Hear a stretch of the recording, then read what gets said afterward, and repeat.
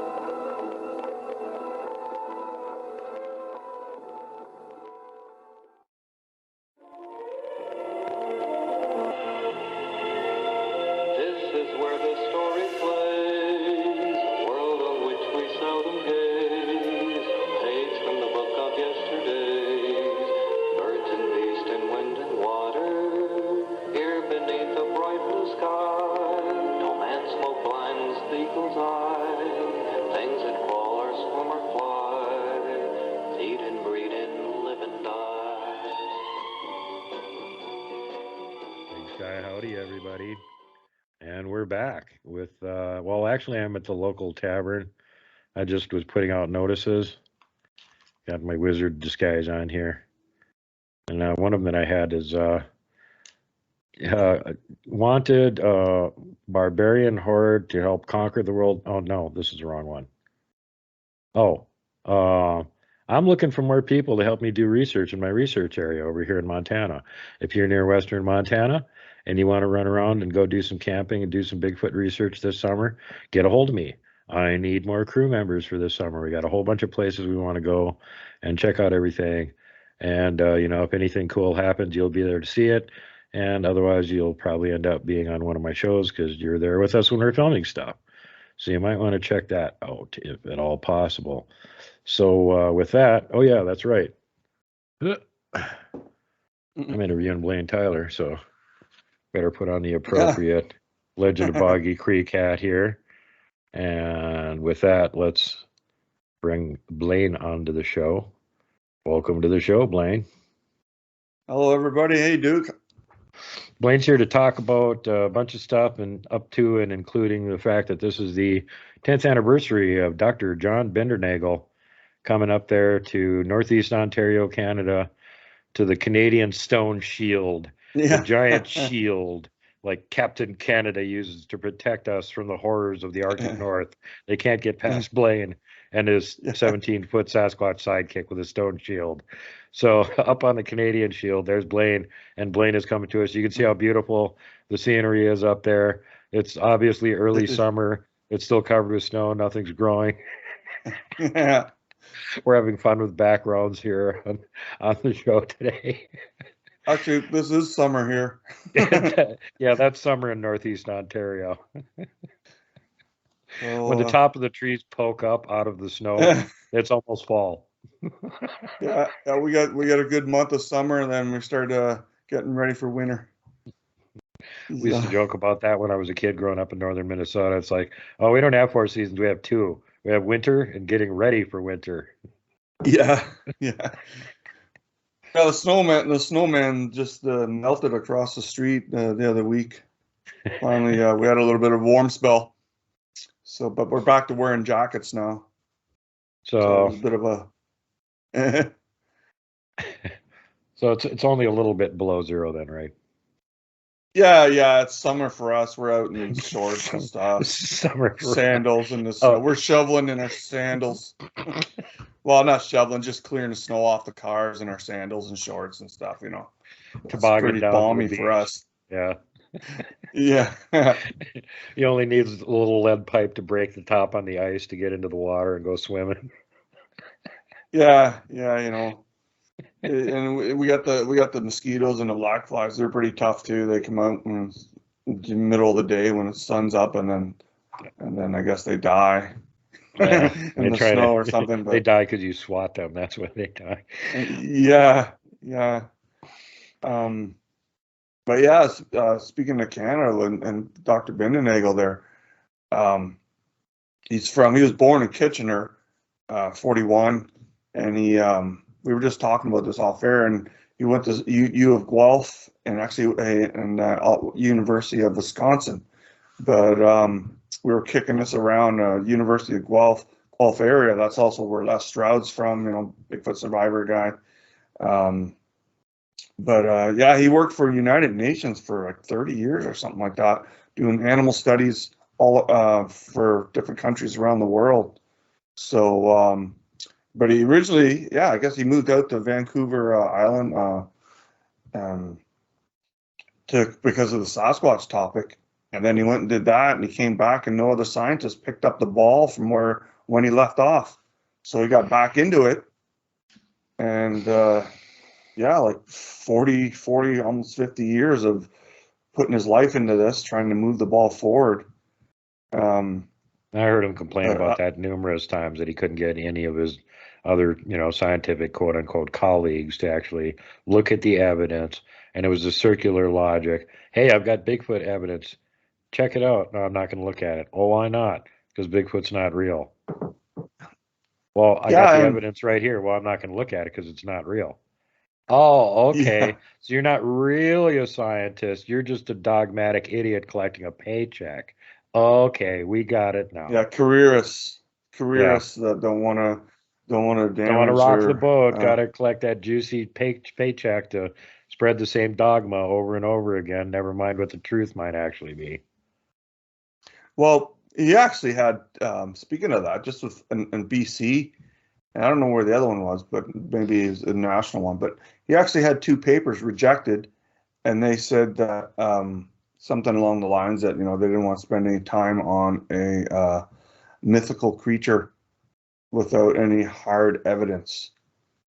And he had two papers written up, and they got rejected. And then his first book was North America's Great Ape, the Sasquatch, but the second book was called The Discovery of the Sasquatch. But he switched channels from trying to like force it on them to trying to understand, okay, so why is there so much resistance? And he's the only one that to champion that cause, not by trying to force evidence on the table, but trying to break down the psychological barriers of the resistance to people even considering or getting into the field. And he goes on in that in his book, the second book there. And yeah, I don't know if you ever had a chance to read that book. A lot of stuff I talked to him about when he came over to Ontario, visited me and a couple other guys here, Timber Giant and Mike Patterson there. But yeah, just I don't think. Have you ever come across anybody else who wrote about the psychological aspect of that's the right word, but the actual mental resistance to accepting it? because then their whole paradigm would shift, and you know what I mean. I guess they were fearful of having to recognize something that I guess might damage their careers. But have you ever encountered anybody else who discussed the that aspect of it? No, I hear people on shows that talk about the extreme cognitive dissonance of some of the people in the quote unquote scientific community, and especially organizations like the BFRO that, you know, change the report. So they're conducting Yeah. opinion, not science. But, you know, yeah, that's been going on forever. And it's not just endemic to the Bigfoot topic. This has happened over and over and over and over and over and over again in the past, where they have this dogmatic thing, and it's just like, you know, as if it was the Vatican and they're the cardinals that are preaching to everybody else. And, well, you better believe or the Pope's going to whack you on the head with his gold mace. Doesn't matter what you think. This is the view that you must have. And then when they get disproven, they hate it. Well, you know, so what? You got to rewrite the textbooks. Well, nowadays you just do a few flashes on the computer and change that and update it. So you don't have to rewrite a whole pile of textbooks, okay? So that should assuage your fears there. The other thing is it's just they've got a preconceived notion. They don't like the deck of cards that they built up falling apart. And that's something that Bigfoot field researchers have to deal with regularly, because you get lots of pet notions and theories and watch them crumble when the evidence points in a different direction. And then you discard them and you go in that direction. It's real science. You shouldn't even go into it having a theory about something. You should just go in and collect data and see where it go with it. So, Right. you know, to me, that just tells me they're not real scientists. It doesn't take any degree of thinking whatsoever to memorize. Memorization and actually thinking are two different things. Any idiot can be taught to regurgitate facts. That's what they teach you in college. Logical thinking and, you know, unraveling mysteries and stuff like that, that takes a different kind of thinking than just regurgitating facts. And let's face it, a lot of these dolts don't have it. They got a piece of sheepskin that says that they did something, and that's all they got. They have no original thought whatsoever, and they'd rather just be little drones and stay in line and collect their paycheck and not rock the boat. And that's all fine. But there has to be some real scientists out there that are willing to talk about what's actually going on. An example of that recently was with the human tracks they found in stone down in New Mexico. And they actually figured that this was in enough layers in the stone that they could pull the top layer right above where the track was, a layer where the track is, and a layer below it. And they could pull out tiny particles of pollen and stuff that they can then carbon 14 test for the date on it, so they can know exactly how long ago those tracks were laid down. Well, lo and behold, it was 23 or 24,000 years ago. And of course, the modern historical paradigm is that humans weren't here on the continent then. Well, so much for your stupid theory. It's wrong. Get over it. Yeah, and he mentioned about how the people were more like conformists, didn't want to be isolated, and that therefore, you know, targeted and stuff like that for But see, that's the way whatever true science happens. has always been, though, Blayne. The people that are the ones that are remembered in history as being these great scientists are the ones that took a load of shit from everybody else who didn't like what they were saying. Some of them they tried to burn at the stake, for God's sakes, because they didn't like what they were saying, but they were right. Yeah, yeah. Well, um, that's what we got into a lot of discussions. He stayed at my house for a few days, and I took him out. You seen the video? I posted one there a day ago. That only shows one location, but we actually went to like three locations, and I'll get more into that. But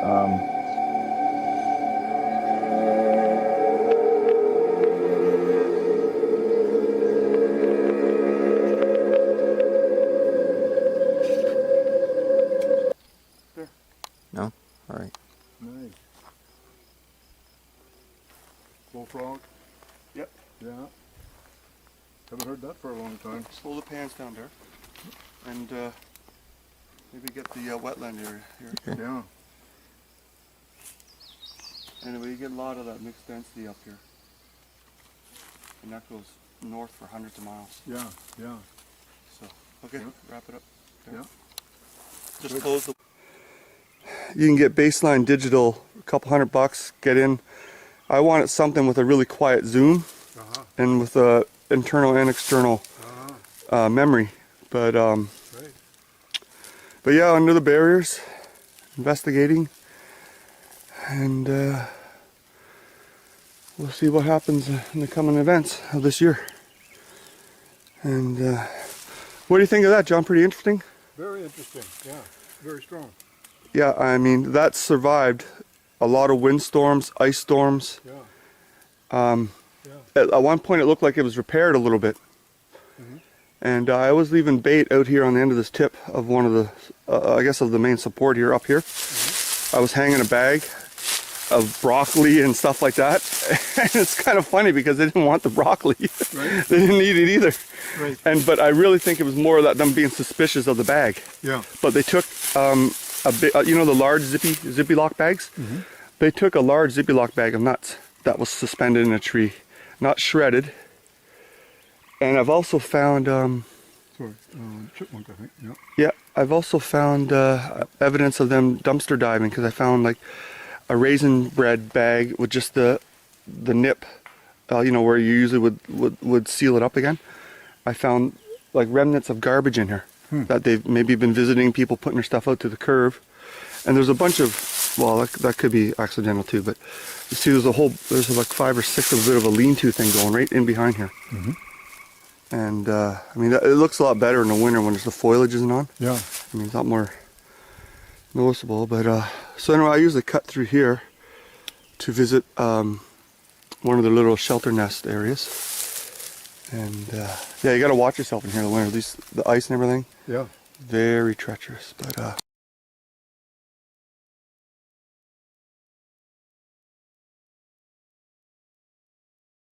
right there, Yeah. watching everything I do. Yeah. And Oh, this is pretty interesting. and you see it brown hair, and it looked like the wind blew part of his hair up and over, like someone with thin hair, you know, Yeah. thin hair. Yeah. And Well, that's great. so I'm scanning for tracks, Yeah. and they're watching me Yeah. snooping around. Yeah. But what interests me with this one is the interwoven. And I also looked for branches or trees that were the same thickness as some of these, and trying to find the origin of where they fell from. Right? Huh. But yeah, No, it looks very intentional, doesn't it? Huh. Well, thank you and very it's much. it's square. Pardon? It's squared. I see that. I see that. Yeah. So I do a little walk about this way. I want to investigate, like I said, the branch break. Yeah. And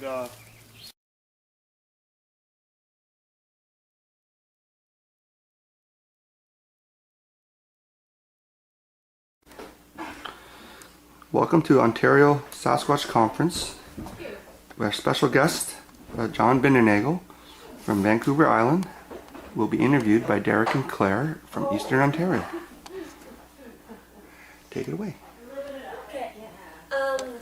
John, how do you know if Bigfoot exists? How do I know? Well, the first thing I think you might ask, do I know that it exists? And I think I do know if we accept knowing as really being convinced. I'm convinced that the Sasquatch does exist as a North American mammal on the basis of eyewitness accounts, eyewitness drawings, films, and especially because of the tracks it has left, which have been documented in the form of casts such as these.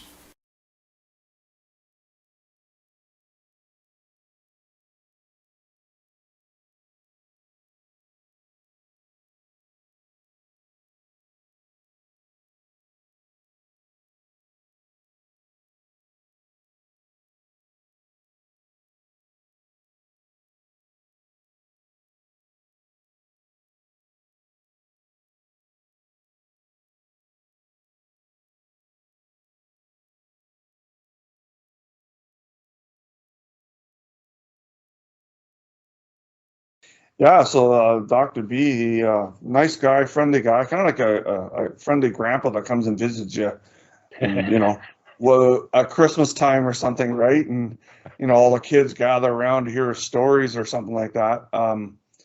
But yeah, I took him to 3 locations. So he's a And lot like Santa Claus, then, is what you're saying. yeah, And of course, Santa. You live like what, 4 or 5 miles from his workshop, yeah, he's got his villages over those mountains there. back in that valley back there. Yeah. Yeah, that's the light. That's the light. That's actually the little town there. It's not Northern Lights or anything, um, but yeah, we had some good discussions, and I actually had some disagreements with him. So I got some stories that are funny, and I got some stories that were I didn't agree with his perspective, or not so much his perspective, but just how he felt about certain people like Paul Freeman, and then we kicked around Rennie DeHinden, and how DeHinden went out of his way to try and smear Paul Freeman's work. But Well, DeHinden was just a yeah, general thorn in everybody's side, wasn't he? Look at all the early videos back in the olden days when they had the gang, quote unquote, together discussing anything. And sometimes there'd be like John Green would be there, and Grover Krantz would be there, and DeHinden would be there, and blah, blah, blah. And it was always DeHinden was attacking Krantz all the time. And every time I saw yeah, this, like, DeHinden, will you please just shut the hell up? You don't know anything. You've never seen a Bigfoot, and you're arguing with a doctor. Just shut up. well, I'm not, I appreciate what he's did, you know what I mean, like investigating and doing all that, but it just reminds me of, and things have changed a lot, but it just reminds me how it used to be, where someone not a relatively unknown would working on his own, like Freeman would come up with prints and footage, and then the guys who the only thing they can find is the TV cameras when they go in the woods somehow, and then they're criticizing him there, and Freeman going after Freeman's evidence, and Well, who over there didn't go after so Freeman? anyway, well, I don't know. There's a lot. I mean, I don't know if Green was John Green was on his side, or it just look at the evidence, and you should be able to, if you know what you're talking about, you should be able to tell if it's fake or not. I mean, the footage. But DeHinden was going on about his trackways, and we were talking about DeHinden. Did a lot of investigation, but never came across them. Never. I don't even know if he ever found his own prints or his own trackways. He always went to somebody else's discovery. But I mean, Bindernagel wasn't. I guess I don't know if he wasn't a fan of Freeman's, so we disagreed about that, right? And because I can tell Freeman's work is legit, because if you've seen them and you come across the prints, they're not all perfect implants of wood. Yeah, I mean, they're every you're lucky to get 2 prints similar. They'll be all like distorted from the substrate and whatever they're stepping on and everything else. But with Bindernagel, we didn't agree on the Freeman thing, and a couple other topics. Yeah, a lot of stuff that didn't get to air, including some videos where, like I said, at 3 locations. I put the one up for the one hydrocut, but there was a couple funny incidents where we're at other locations. But one where I was hiking along, and I got my foot caught on a snag, and I tried to power my way through it, but of course that just made it worse instead of backing up. So I did a header down down into the mud and stuff, right? And then so that wasn't exactly something good to put out there on the internet back in those days. But so then after that, I sat on a boulder, it was covered in moss, right? Just to get the branches off me. And then I was walking around with a wet butt, so I didn't post that either, because I sat on the wet moss to get the sticks untangled, the thorns branches or whatever it was. And so I never posted that one, but yeah, we went to 3 locations. The one where I found the barrier, reinforced multiple, I guess they were tree trunks, not just branches. Some of them were tree trunks. And then the little blind that they built so they could come closer to, I think, the little ones to watch me.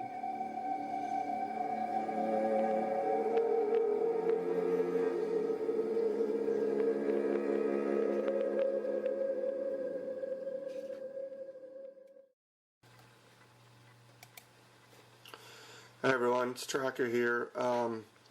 Some may know that my family recently adopted an infant kitten that was abandoned. We have to do everything for it, bottle feed, help it go number 1 and 2.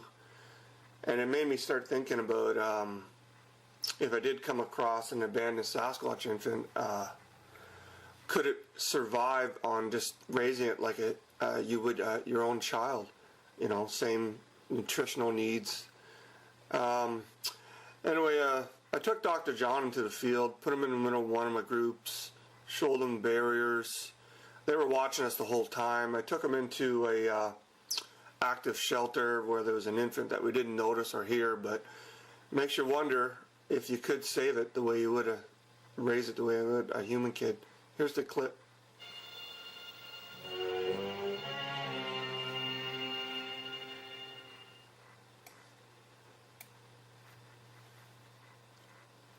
I see. Yeah. And Wow. so there's maybe, and there seemed to be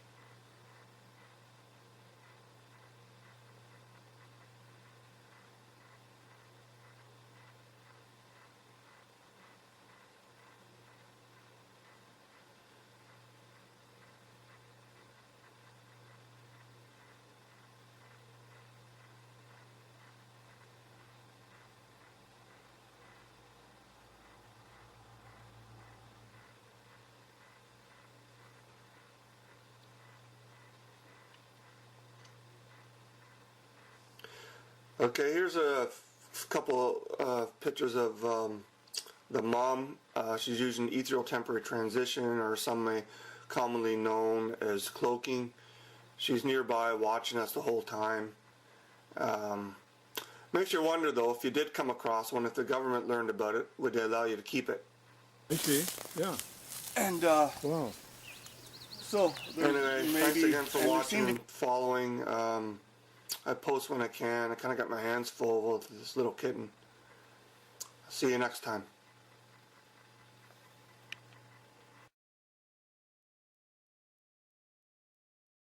And right above the blind is where I got that peeker on the looking over the rock at me.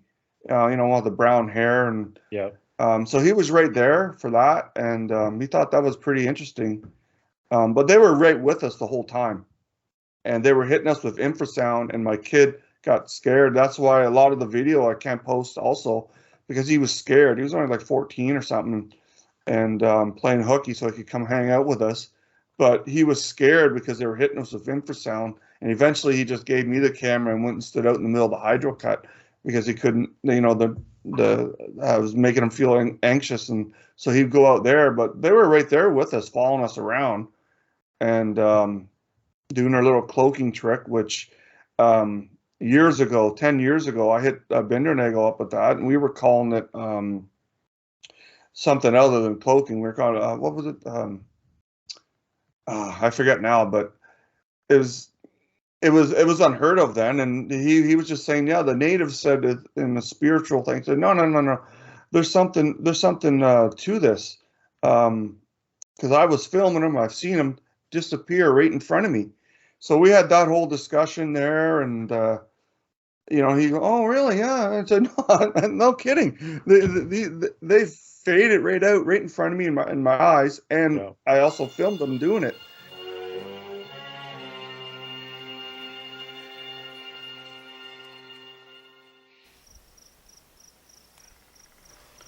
Finding Sasquatch with Tracker, that'd be me. So here I come, hiking into one of my areas. Sometimes I film myself, not so much myself, but I film me hiking around looking for tracks, and sometimes I catch juvies popping out of the grass, following me around or watching me. So anyway, in this clip coming up, I'm at the barriers. For those who know, I play music, kind of a little mini concert to gather the Sasquatch to me in the spring. But I didn't get a chance to do that because of all the flooding this year. So what I did was I played catch with a Nerf football, and it seemed to work. And I was able to keep the noise level down, not to attract any outside attention. Anyway, here's the clip.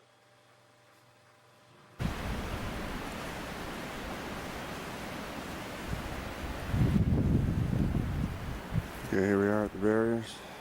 Another barrier. Okay, something I wanted to watch. Here's a tree line just right of me.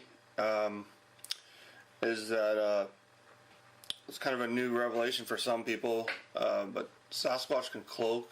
I don't know if you've ever seen an octopus cloak on a coral reef, but they got the same kind of ability. I don't know how, but anyway, there's a couple here watching me. The darkest or the clearest ones I selected to try and show you. That juvie in the tree there. And then I swing left, pan left here, and there's a couple adults on the ground as well as tree peekers there. And I selected the one between the trees to pull out of the tree line by enhancing the stills.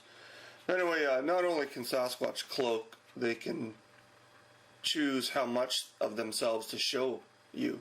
They can be completely invisible, or they can show you like a dark outline, or they can see them just as clearly as Patty perhaps in a PGF. But anyway, speaking of Patty, that's the one that looks like Patty is the one I selected to show you here in these upcoming stills. But here she is here. I say she because of her posture, but I guess it could be a male. But kind of turned her head there like when I was talking to her. I don't know if she was maybe she was creeped out that I was talking to her, looking right at them there and talking to them. But anyway, at the end of this visit, I put my hand up and said goodbye just the one time with these guys. And at another location, during myself filming, doing some panning, I knew they were around and I'm working on that video. I pulled a still from the video of an adult Sasquatch and behind the scrub with its hand up doing the same gesture as I did with these guys just once. And this other location is like 2 hours away. So you figure that one out. Maybe it's dimension shifting, but I don't know. It's kind of hard to prove, but it's a reason for how they can travel around and how they can follow people. So anyway, yeah, he brought his lovely wife Joan, and I think they both passed on now. It would be 5 years now this next month, I think, or 5 years next month, his last video on his channel. And then I think he passed in January, so 5 years this next January. But yeah, that was a big deal for a guy, the big name like that, to come rolling through Ontario. He visited, like I said, and he pissed some of the groups because to indicate that he was coming through town. He just wanted to come look at people who had evidence. So we got a lot of flack from the groups that we weren't even in part of, because he came and supported our work, and he didn't go hang out with them. So it was pretty awesome. I mean, a local Ontario guy that went out to BC and ends up coming back to Ontario because we're getting evidence. So that was before my Sasquatch Dunes whole year there. Yeah. So he never got to see any of that. But yeah, I mean, that was pretty cool. He came and he looked at some of my videos that, wouldn't have been, the quality probably wouldn't have been good enough for YouTube, but on the home computer it would have been better because it wouldn't have been condensed and messed with. So he's seen some of that, and yeah, that was pretty good. And yeah, I guess you've seen we did the first ever Ontario conference, right? In-house conference. I was in on it. There's other parts, but I just put the part with him and the kids up on my channel. But yeah, pretty awesome. Dr. Bindernagel coming and staying at your house. It was, not just because he was a scientist and a big name, but I've always been doing this by myself, other than like maybe 2 times in my whole life, having somebody else to chat with in person and go out looking for evidence. I've been solo my whole Bigfoot career, I guess. I don't know what you call it that, but did you ever get a chance to meet him? Nope, never did. Feel bad that I didn't get a chance to. He was one of the few of the old farts out there that I actually really wanted to meet. So I'm just super happy I got to meet Bob Gimlin a couple times. What a sweet guy he is. Bob Gimlin friggin' rocks, man.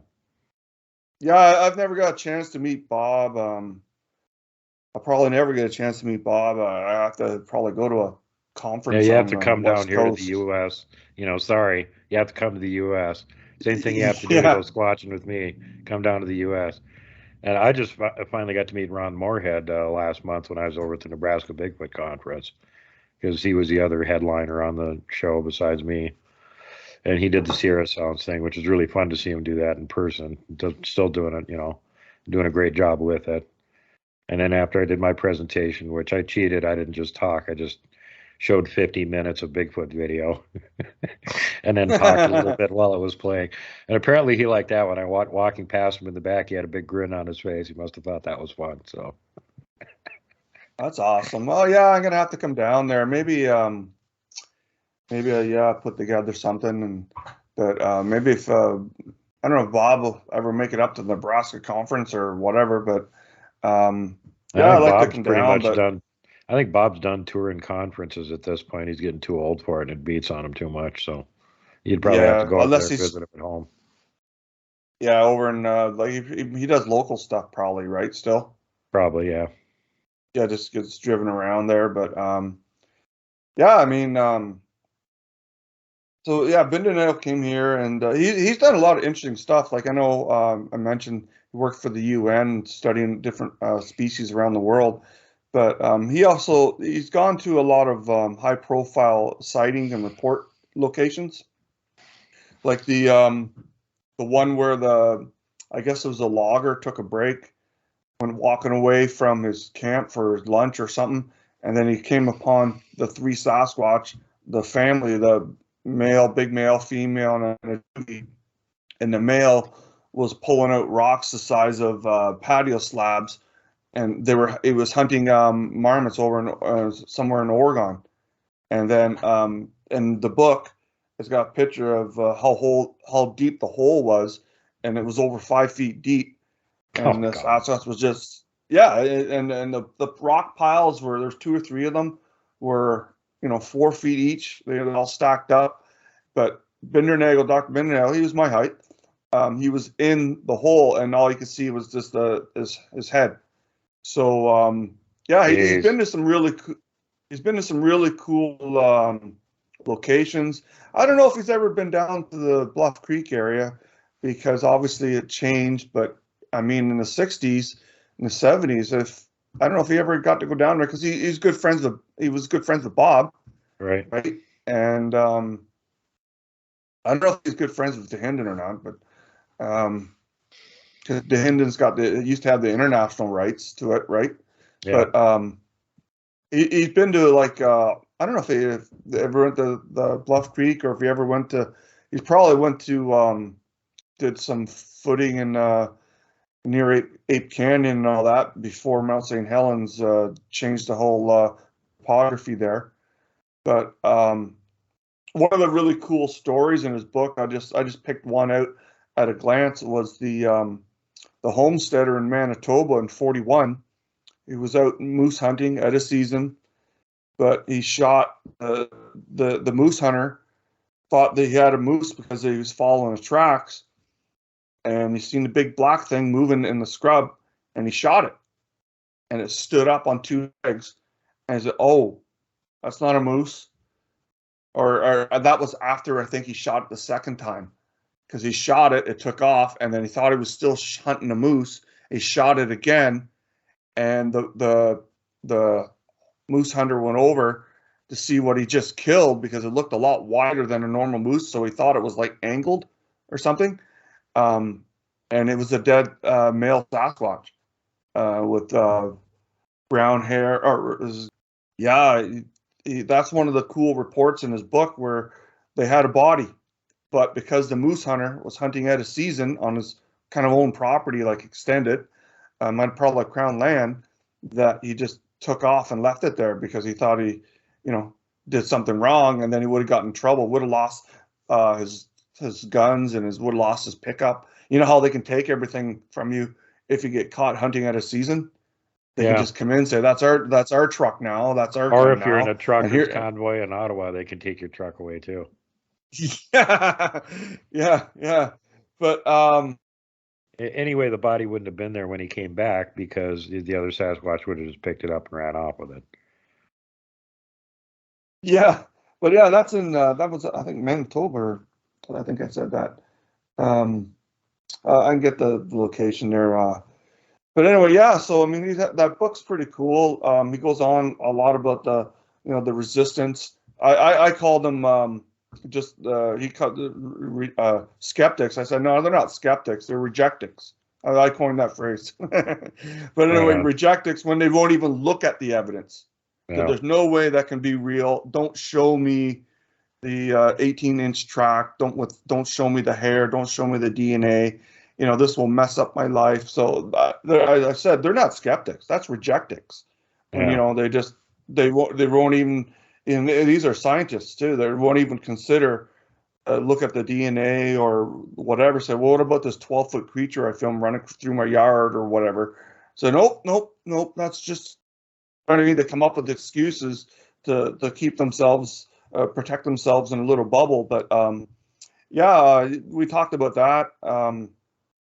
And my opinion was just like kind of like for my own way I'm handling things is just basically I'm just gonna shove it in their face when I get evidence because there was so much resistance and on YouTube at the time that so yeah, I was just collecting evidence and say, what do you want to see a female holding an infant? Watch this footage right here, or do you know what I mean? And then even the guys that here, they won't look at it because they can't accept where the evidence will lead them, so they just reject it right off at the start. Yeah. Right. But Bigfoot's not real. So anyway, therefore, I won't look at the evidence that would prove that Bigfoot's real because Bigfoot's not real. So therefore, I don't have to look at the evidence that proves Bigfoot's real. Okay, that's buddy. right. Yeah, so I mean, we're not really dealing with scientists. We're dealing with just, rejectionists. Yeah, they're just rejectionist careerists who just want to work their 9 to 5 and go home and live in suburbs somewhere. And the real icons are the ones who stand out. And originally they get roasted, Galileo, and then eventually they get support. And then the support can shout down all the naysayers who want to hide in their cave and not have their life change at all. But yeah, we talked about a lot. Like I said, there's footage I never posted. I took them to this one shelter area where there was a little juvie peeking at a tree. I got footage of that. Another time there was one trying to hide in a down root system, and you can see its eye shine, and you can see where its legs were sticking out and its hand was out in front of the root system. And then in one circumstance, there was looked like a big adult, and you could tell because you could see how square the shoulder, but it was standing in the middle of a tree with a Y, like the tree goes up. And then there was the down root system. And I know this is on my channel. I know it's the same one, the same area where I walked right up, and there was a bit of a water area in front of us, like marshy. And then I'm filming the shelter with 2 5-6 foot juvies trying to hide behind little skinny trees. One's looking right at me with his eyes or whatever, his head right on each side of the tree, and another one, the bigger one, I guess maybe my size, he did the profile thing. Right, but you can see them, and then right behind them is the down root ball of the tree, and then they added branches and stuff. But those are my first original couple of years of my vids. They're on my channel somewhere. Just the first 2-3 years. I But trust that you'll that's find them. You'll find them. Yeah, I I'll trust send you. I'll send you some links or some pictures. But that's when I was using like I probably had a 480 then. I upgraded from a 240 to a 480, and but yeah, so I 480p. took them to yeah. P for I potato. took it. Yeah. So I took them to those locations, and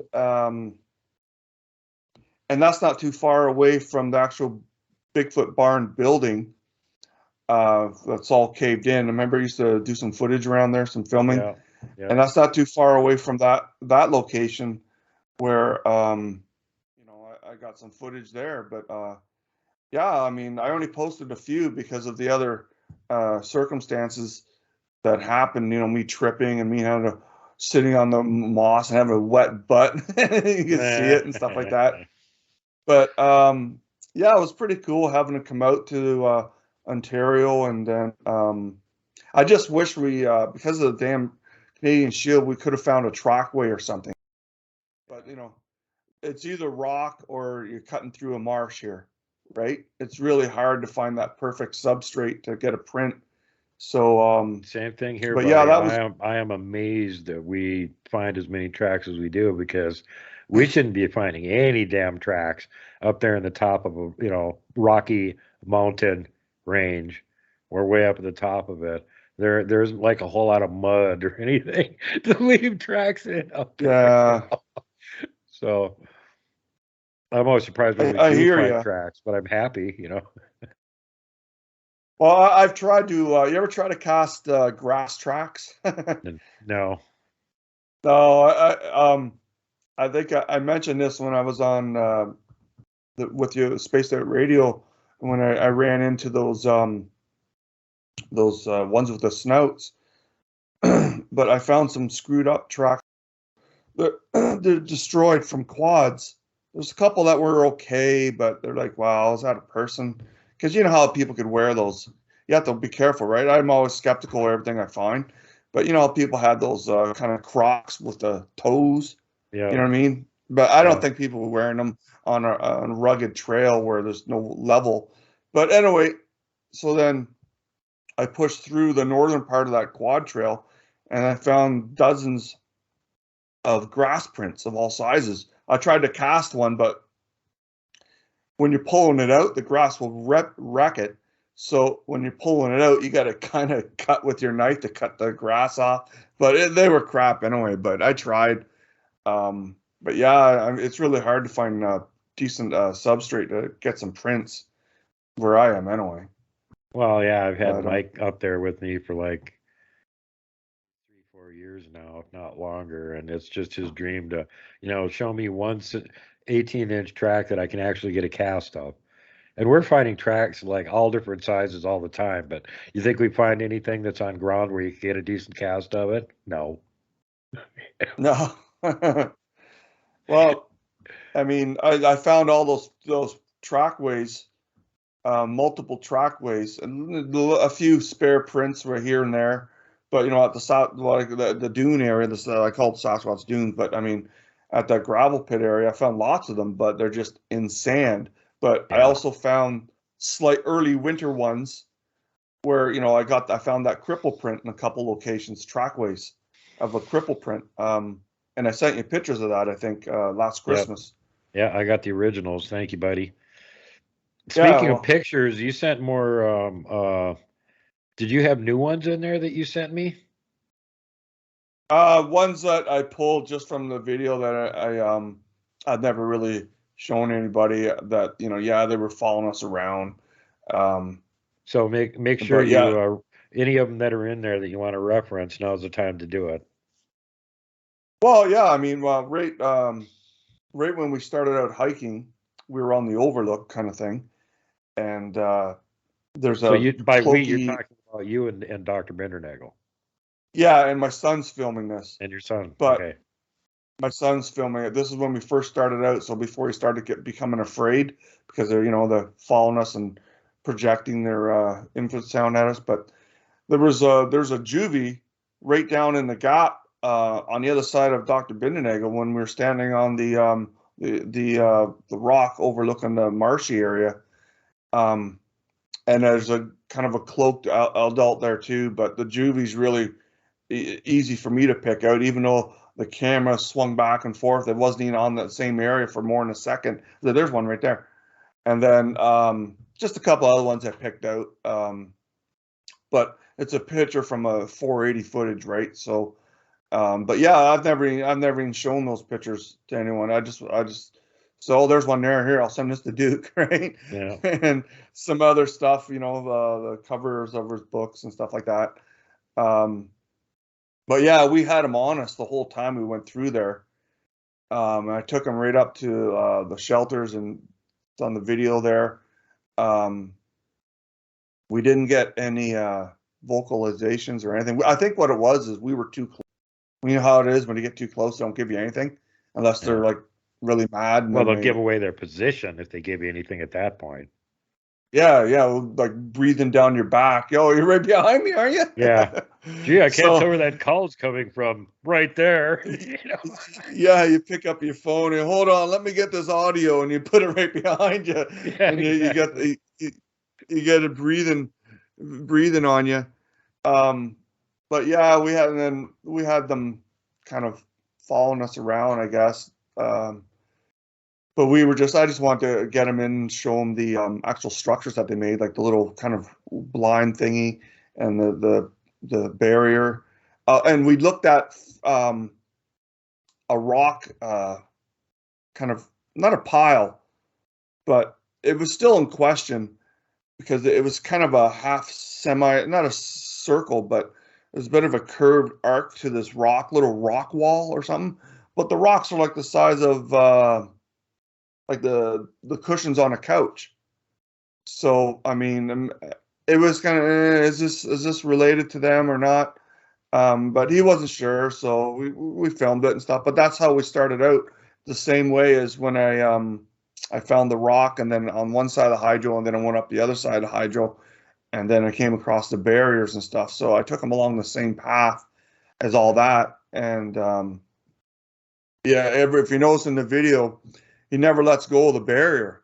He's like touching it the whole video, right? He's hanging on to it because there's no way that was natural with the multiple interlinking X barrier. And then yeah, the blind, and but he was here for 2-3 days, and I didn't really want him to leave because it was so much fun having someone to come out in the woods with me again, or you know, for a first time, really. I mean, sometimes my wife would go hiking, but I can't really do a lot of footing, you know, if we hike along the trails, that kind of thing. But yeah, so that was awesome. It's fun to get a chance to do that. That's, you know, I did solo research for years and years and years and years and years, and I wasn't trying to even film anything or put anything up on the internet or anything. I didn't give a damn. But then when it came to the point where I started actually deciding I wanted to film stuff, then of course you got trolls. So I just went, well, what's the easiest way to deal with these idiots? Well, I'll just bring eyewitnesses with me. So when I'm filming stuff, they can go, yeah, I was there too. That's what was going on. Exactly what he says is what was going on. That's what was going on. So it helps a lot to have witnesses there with you, of course, and then just throwing the door open. And I brought random people that I don't even know up there before.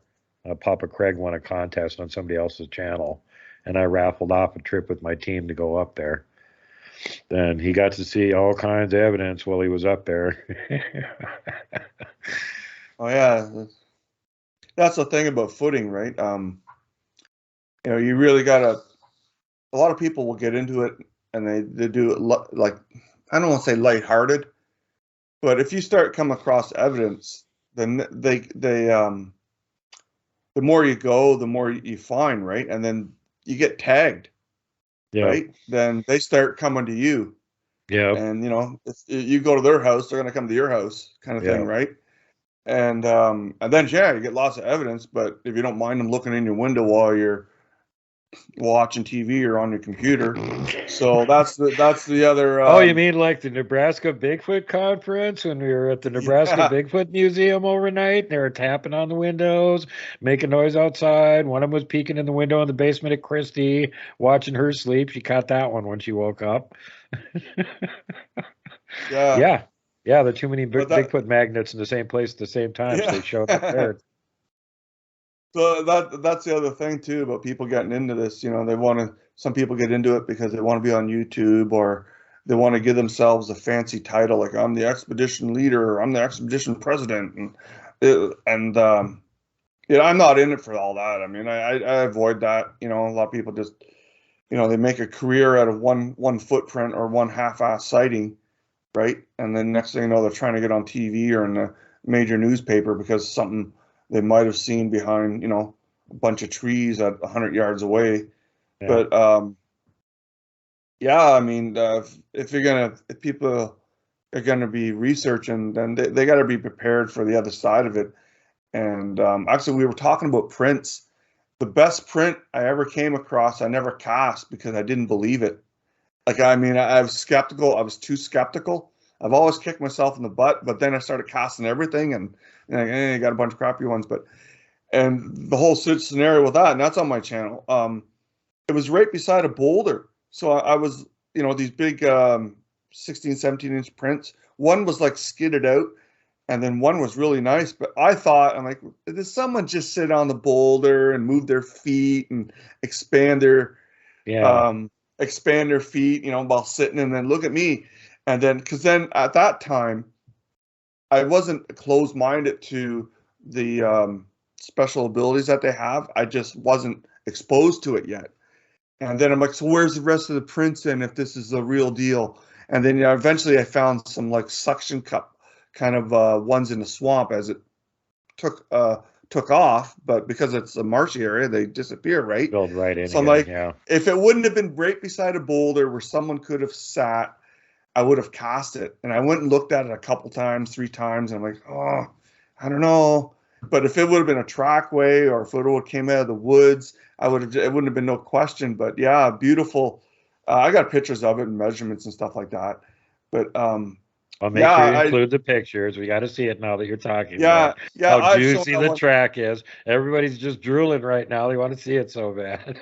Yeah, well, I kicked myself in the butt because I never did cast it because I just thought, well, is this someone just making this an enlarged human? But then it was bright, and I couldn't see all the detail because I couldn't see the toes until I looked at the pictures, and you know, without having the light in my eyes, and you know, I could see kind of underneath the grass and stuff. And yeah, I'll show you that picture. I'll send that over. So I'm like, oh, come on. So where'd the trackway go then, right? Because I didn't accept the 4 prints and then disappear in the middle of a field or whatever, right? Like I think you were on Fade to Black there talking to Jimmy. Yeah. Jimmy, and so I was just starting to encounter that stuff. So I wasn't ready for, I mean, not ready, but I wasn't. I didn't realize the depth of how well they could do all those things, and you know what I mean? Because you know, you hear about, oh, I only found one or 2 prints and all that, but yeah, Well, I that never story, casted that one. the story I referenced, it's the same as yours when I was on Jimmy's, is how the one came up out of the river, and where the loose sand was, you could see where he had stepped down with his heel. So it's just this round impression. You think it's an elk track or something. And then he tried to step all the way up to where the hard packed rock was, and he came down a little bit short of it and left a nice, beautiful 19-inch track. And beyond that, where it got harder, there was no tracks for about 90 feet. And then there was a partial. And that's all I ever found there. And I'm just happy that I got a good picture of it. As a matter of fact, that picture was so good that Kelly Shaw contacted me and went, hey, this is one of the best pictures I've seen this year. Can I put it up on my blog? And I'm like, sure, just give me credit for it, man. You know. But yeah, again, I should have been like, why the hell didn't I try and cast that? I could have at least got a thin surface cast with it, you know. Yeah, A 19-inch track, and you friggin' how often do you find them? Not very often. yeah. Well, yeah. See, with me, you know, that was probably the first one that was defined enough. Like, yeah, that's a Sasquatch print, if someone else did make it, and I'm like, well, did the person, like I said, did the person just move his feet around and make it bigger? But I'll send you that picture. I've used that picture a lot. I've got my 16-inch knife beside it, and it's a little bit bigger than the knife. So, but they also found little smaller ones, indents in the mossy grass, which you can see them with your naked eye. Maybe add a little bit of contrast in pictures, but so yeah, I mean, after that, if I in doubt, I threw casting in it, right? As long as I didn't see a rounded boot or tread prints, then I'm like, oh, maybe, you sit there and you analyze and you're skeptical of it, and Dr. B said, that's you got to be skeptical so that you're not making claims that you can't back up. But yeah. and then Well, honestly, between the two, I found the second one, even though it was only a partial, would have made a much better cast because about 3/4 of it I could have casted, but I stepped in it before I found it, and then it had my friggin' boot print tread in it, and I'm like, well, I ruined this one. I'll just take a picture of it. Right, yeah, I think I've done that without, because you're following it, and usually when you're following something, you have to take the same path. Yeah. And then if it steps but also strides through a clump of grass, you don't know that print's coming upon you, and you're pretty much stepping where it would have as you're tracking it down, unless it's like there's no grass or anything, and you can visibly And that's with the your eye situation I follow was it. in. I was on a gravel bar right next to the river, so there was no grass, no nothing. Just a big mound of gravel that the river's piled up because it turns right there. So I was walking, this track is going this direction. Assuming Yeah. he keeps going in that direction, there might be another track over here. And like I said, the next one was like 90 feet away. So by the time I found it, I had walked all over that area. Maybe went a little bit this way, maybe went a little that way. And then I stepped on it and walked and went, oh, damn it, there it is right there. And that was it. And apparently he went up that embankment and everything beyond it. And I couldn't find any trace of him going up that thing. So I don't know where he went from there. Yeah, see, like I said, that's when I was just starting to learn about their ability to leave tracks some places, and then they just disappear, or they start out in the middle of nowhere and then they stop in the middle. They stop without leading off into rocks or something like that, and you're like, well, where's the rest of them, right? Yeah. But I've spotted them with pictures and stuff like that. I got pictures of my winter ones, right? But they're usually on private land, and if you go tracking around in there, then you're trespassing, and then they start hunting for the guy who was hiking around their property, right? I've had that happen. Well, I've been hunted a lot by just following a Sasquatch trail, and then you end up cutting through somebody's back acreage or something like that, which you think it's crown land because it's this one's crown, that one's not. You know what I mean? So, Yeah. but I mean, what are you going to do? You're following a trackway, and I don't hunt or collect wood or anything like that. I just looking for a decent print, right? Well, this happens to actually me and Kelly Shaw have both experienced this where you find a really nice track line. It's fairly fresh, and you're following it for a long ways, track after track after track. And then it steps over a fence into an area clearly marked no trespassing private property. And you're like, oh, damn it. In Montana, Yeah. you don't walk over that fence line. They will kill you, and it's perfectly legal. So, no, you don't continue to follow the track line. Well, see, up here, I mean, there's people got these acreages of the property. They only show up for like a week for deer hunting, and Yeah. then just sits there, right? And it's not like you're in someone's backyard or the back end of someone's ranch. Yeah. It's literally wilderness from there and maybe a gas station kind of town right up to the Arctic Circle, and someone just bought a chunk somewhere, right? Yeah. And you don't know. I mean, if you go by the wrong side of the tree where they put like is the little red dot, does that mean no trespassing? Yeah. Right? Well, How down here someone it's fairly obvious because they generally have like the 3-strand barbed wire fence, and then the big no trespassing signs every so often. Yeah. And of course, the Bigfoot's the top of the fence is up to his knee, so he just steps right over it and keeps going like it ain't there. And he pretends he doesn't know what the no trespassing sign means. But we're human, so we have to not pretend we know, because we do Yeah. know what it means, so we can't get away with it. And again, like somebody has a little house with a little backyard here, so like 20,000 acres, and you walk across their fence line. Oh, you're on my yard. And they shoot you. That's Montana. You don't trespass in Montana. Right. Right. Well, I guess I'll have to remember that if I go hiking down there. Yeah. Luckily, most of western Montana is all national forest and state land, so you can go anywhere you want there. But when you get in some of these areas that are, like some giant ranch or something, if there's a fence there, don't go walking on the other side of it. You're asking. Yeah. They'll shoot you. They will shoot you. Yeah, they will. Shoot first, ask Well, questions later. But yeah, I mean, so yeah, we went out in the field 2 or 3 days. The last day, both our wives came with us. A cool incident happened where I was Dr. John and I were walking ahead of them. They were talking about whatever. I don't know how far behind, maybe 30, 40, 50 yards, I don't know.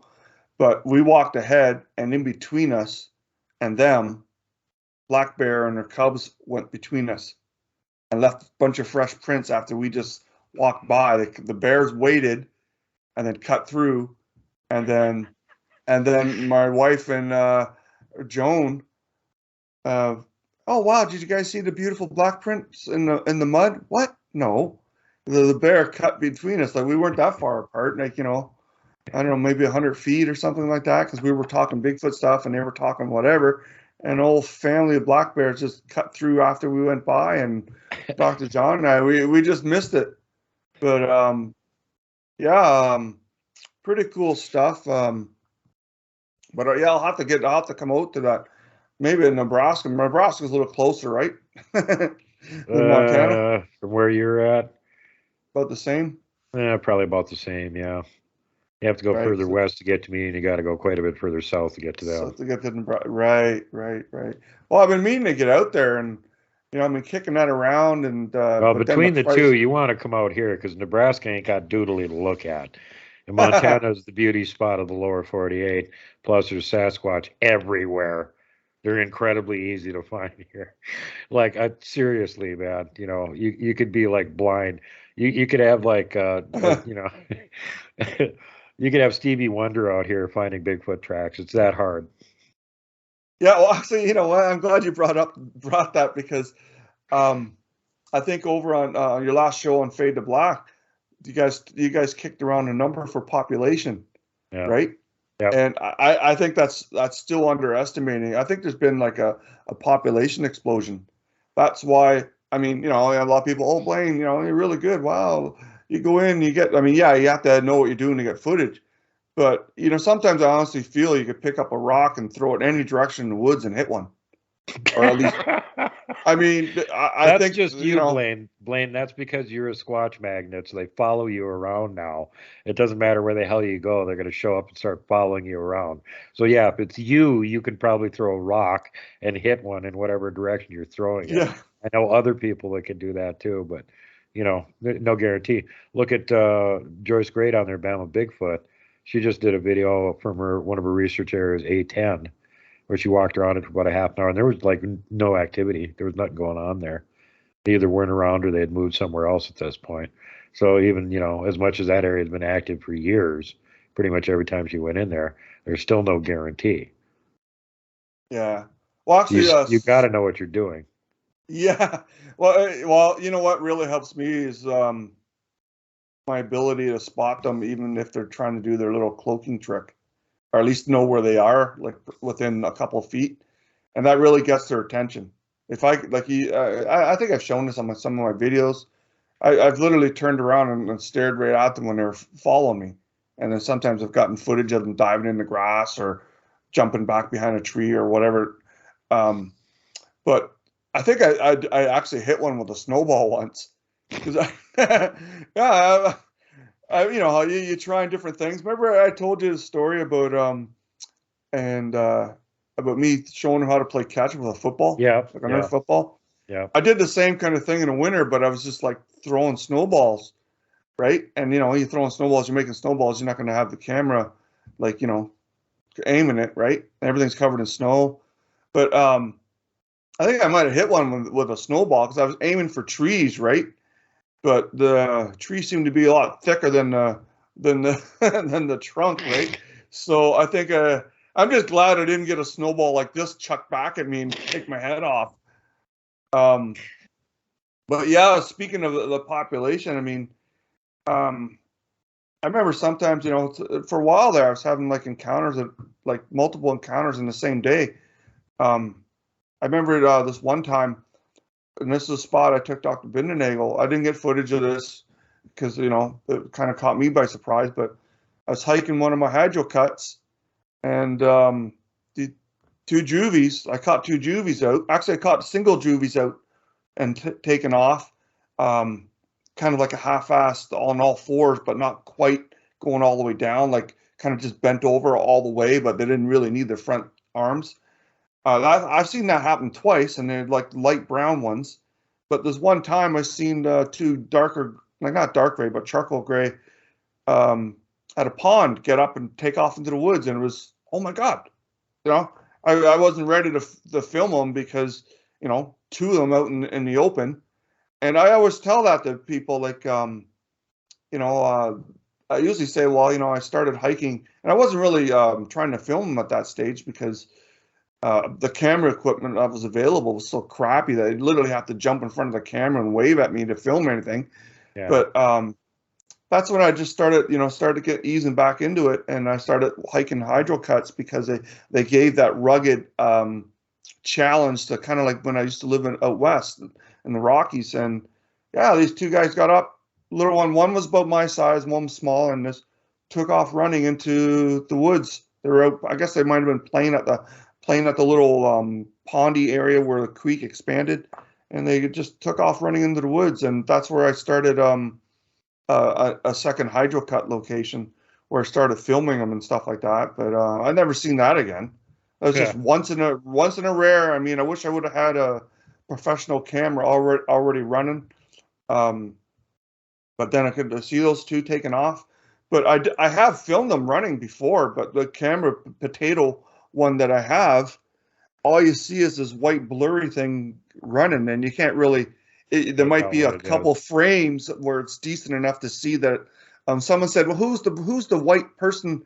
Who's the jogger in the white outfit running?" I'm like, jogger? Really? There's boulders the size of couches, jagged, wet branches everywhere. You don't jog in here. You're careful not to throw a knee out or rip your ankle apart, slipping off a wet rock.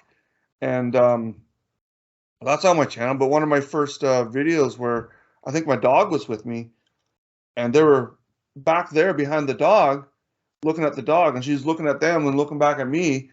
And then I don't know if they were like hitting me with anything because I turned away, and I just did a quick pan, and yeah, this little gray figure running down, but the video's so crappy. It's like trying to film, like, you know, it looks like I filmed it in the rain. And so like the potato, right? But yeah, the little gray, this one, it might have been bigger than that. So little, might have been whatever, my size or more, but running down a bit of a slope.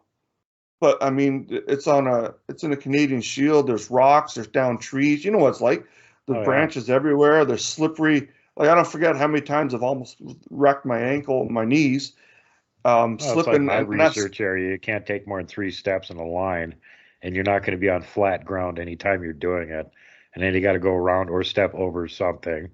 Huge logs, boulders, piles of, you know, thickets, streams, whatever. There's always something in your way. You can't go in a straight line for any appreciable distance. You got to go around everything.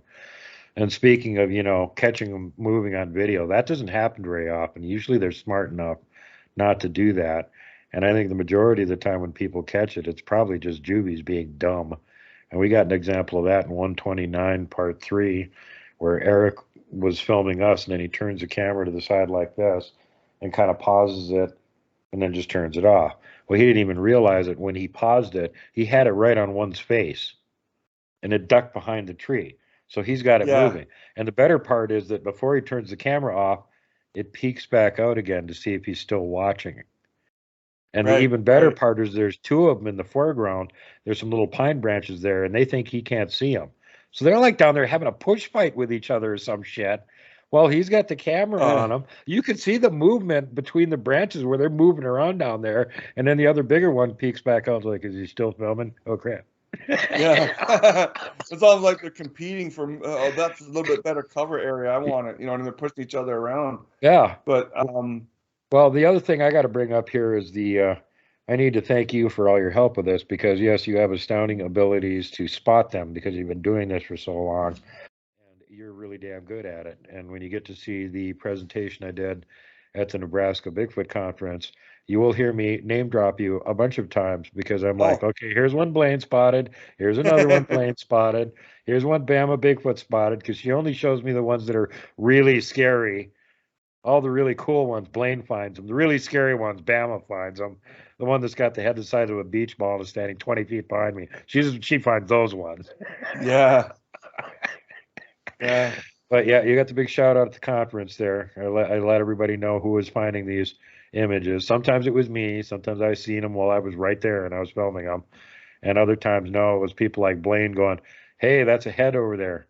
How can you tell? Because the light's glinting off the hair on it. That's not a stump. Yeah. Oh, crap, It's got you're hair. right. It's got hair, and it's got the how the hair is breaking up the light going through its hair on its shoulder, head. But once you see them like in person, it's makes it a lot easier to spot them in videos. Like once you can, because it's a lot harder to spot them with your naked eye. But once you see them doing their tricks in person, then yeah, I mean like the Patterson footage, Freeman's footage, you can even go back and look at old pictures like the Dyatlov Pass and stuff like that. Yeah, I referenced Once you that see them one in where person, you were the one that actually yeah, pulled that one out of the background where the girl's pointing off in the distance, and right behind her on that big boulder pile behind the trees, yeah, there's one sitting there looking at her. And you're the one that spotted that. Not the guys, not the actual member of their team with snow on them, standing next to the snowy tree that everybody goes, ooh, that's a snowman. No, it isn't. The one that Blayne found in yeah, the other picture, that's a snowman. yeah. But it was right behind him, a bit of a ridge or a hill there. Yep. But there was another one right in their camp, a little 4-foot one, about a 4-foot juvie, I guess, tree peaking, not too far away from their tents. Right in one of they have different pictures. Robin did a read they, on that, by the way, and she said there was one that was trailing them for a few days before the bad things happened to them. But again, oh she yeah, says they didn't have anything to do with it. It was a friggin' UFO base there. It was the little space boys that did that shit. so yeah, I mean, they don't want to hear that, I mean, not they, but I mean, I can understand that, any sites on it, that follow it, and might have relatives that are subscribers and stuff like that. I don't know if they want to know that, it's a kind of a Bigfoot kind of was that the blame, or the UFOs or the aliens were to blame. They Well, want to according hear to the like, Bigfoot, it was the aliens that were to blame. And it seems yeah, like the Mansi tribe leans heavily in that direction too, because don't forget they had already lost 9 people in the same place, that's right. Like same a couple incident. years before And that. yep, just a couple years ago, apparently this happened again, Blayne. I don't know if you noticed that, but again, big group, about the same number, 8 or 9 people, same area, poof, dead. Jeez. Yeah, Ain't talking I about that offered one. to, yeah, I offered to go there. I said, look, I'll show you. There's Sasquatch, or what they call them, Mank. I said, I'll go there and I'll show you. I'll show you in real time Yeah. that they're right here with us. But I don't think so. If people are disappearing like that, and they're so far from Well, the help other or thing is whatever. the UFO reports too, because when the Mansi lost their people, they saw the lights in the sky over the mountain the same night they got killed. And again, when the Dyatlov Pass happened, again, the Mansi from their village could see the lights over the mountain the same night these people got killed. And additionally, the KGB saw it going on. and they showed up and had an advanced party in there that had already found those corpses before the rescue team showed up. And that's one of the things they covered up, that there had already been a group of people there wandering around looking at the scene of Yeah. carnage. Yeah. Yeah, they were in there first, and the military actually spotted the lights there several times. They're Yeah. monitoring Yeah. them. I So they remember know reading there's some something on kind of a that. friggin' UFO base or something up there, and that's, another good reason to stay the hell away from that mountain of death in the area Yeah, called Don't Mountain of Go Death. Here. Oh wow, dark tourism, right? Yeah. No, this Dark map is tourism. totally helpful. It tells you exactly what's there. It says Don't Go Here. That's the area, the name of the area. It's not Connecticut. It's called Don't Go Here. And the mountain's the Mountain of the Dead. So yeah. Yeah. Derp. Well, remote area, right? Like Oh yeah. remote. Like I mean, just roughing like the more remote you go, the more they're not in contact with any humans or whatever like that. So they just there's no question you're a threat, right? So, but you get the ones that are used to watching the highways or watching the logging trucks and seeing guys out doing their logging. They get a little bit of flexibility to they give you a warning or whatever happens. Yep. Again, though, Because if this you had been one of those tribes of eaters, they would have ate the bodies. There wouldn't have been bodies there for people to find. So that wasn't the motivation. And the other way, the peculiar way some of them were killed, like looking shriveled and orange, like hit by hard radiation, various different things that happened to them. Very peculiar. Cutting yourself out of the tent and running down slope. Why? yeah It doesn't make any sense. yeah So yeah, no kidding. There's snowmen living around. There's mink, almasti are living around there. And they also know there's a UFO base there. They also know there's dangerous shit there. They don't go there because there's dangerous shit there. And so they're following these idiots walking into it going, oh, this is going to end badly. right. Well, I always thought that maybe one of my little theories on it was that if it wasn't like a UFO uh, suspect, I guess, that maybe they were hit with mind speak or infrasound, and that's what made them panic and cut their way out of the tent. Because they now even I've had that happen to me in my tent, and they didn't leave prints outside on the sand or in the winter, and they were right outside my tent. I could hear them, but I also got hit with mind speak and stuff like that. And then the next day, and actually I remember asking anybody, did you hear that scream last night? And no. And then, oh, okay, geez, maybe it was mind speak then. But it was so clear that it was like just outside my tent. And I'm the only one that heard it. But again, no prints in the sand around my tent. And so they were I in the think they could do snow. that at a certain range. They can project that kind of stuff too. Because when Papa Craig was up here with me, he got zapped, and I was like right in front of him when he got zapped. Nothing happened to me. And then after he felt better, about 15, 20 minutes later, he went to try and lay down in his tent and get some rest. And as soon as he laid down in his tent, he got hit by the wall of dread. The wave of Oh, dread hit him. And he was just nice. terrified and he couldn't figure out why. And meanwhile, I'm the only person awake. I'm sitting in the camp chair by the fire falling asleep by myself with my back to the woods. And he's in there getting hit by this wave of terror, not knowing what the hell's going on. And then he says, and you probably heard this before, and so I'm just terrified and I don't know what's happening. And then I fell asleep. Yeah, How the hell do you fall asleep when you're terrified? they The only time released that them. seems to happen is when the Bigfoot are hitting you with terror. That's the only time I've ever heard people that actually do that. They're so terrified they don't know what to do, and all of a sudden they're asleep. How the hell does Oh, that happen? maybe it drains them though. Of Yeah, all, like, you know well, what I mean? don't know exactly, but let's face it, in real life, normally, when you're terrified, the last damn thing you're doing is falling asleep. You're on heightened Yeah, alert. Something's about to yeah, attack. You're terrified. yeah. But yeah, I mean, that's what I was thinking. I mean, you read the books on that whole incident, and I'm like, no, it's not wind, not an avalanche. It's something paranormal happened to those people, and It sure seems like it. And we can and go around for a week on what we think caused it with our own pet theories and stuff, but the only thing that we can say for sure is that whatever happened to them was not normal.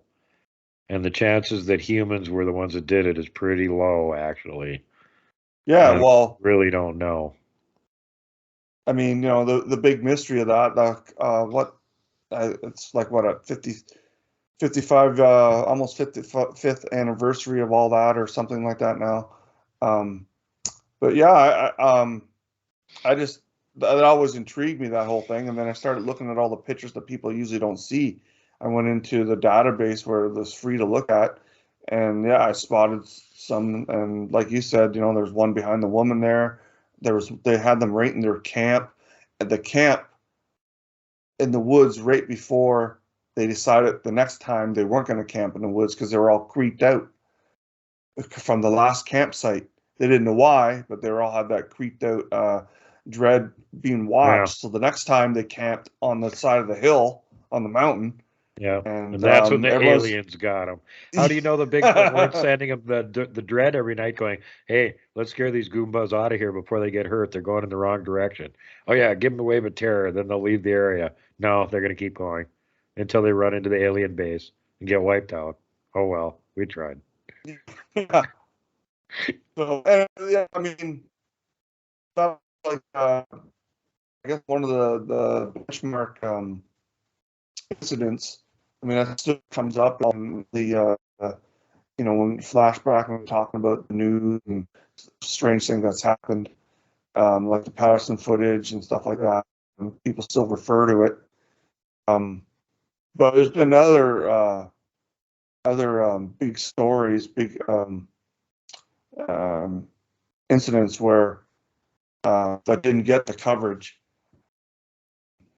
Like everybody knows about the comment of Coppola's speech.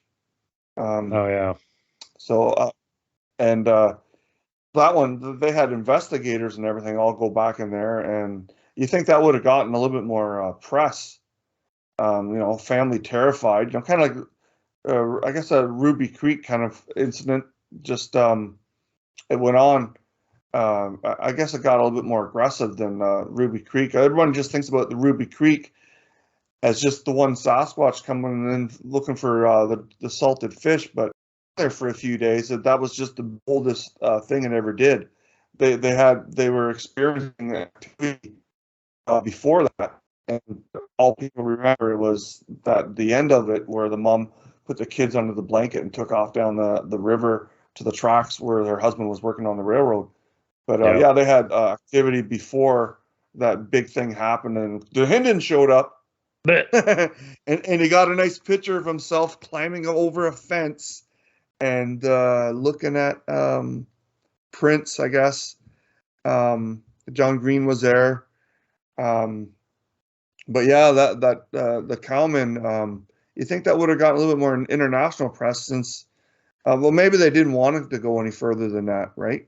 Yeah. The family that had to go running out of there in the middle of the night. Sometimes But it's yeah, just the you talk- opposite of what you think. Not very long ago, when Claudia Ackley was talking about suing California for recognition of Bigfoot, there was a one outlet in France, one in Russia, and then a couple of weeks later, there was one in Canada that covered it. And that was it for like 2 months, except for my show. Nobody else even touched it. It was almost 3 months before California did anything about it. And already it had been like in the news in France and Russia for a couple, 2.5, 3 months. yeah, they're just, I don't know, suppressing it or, the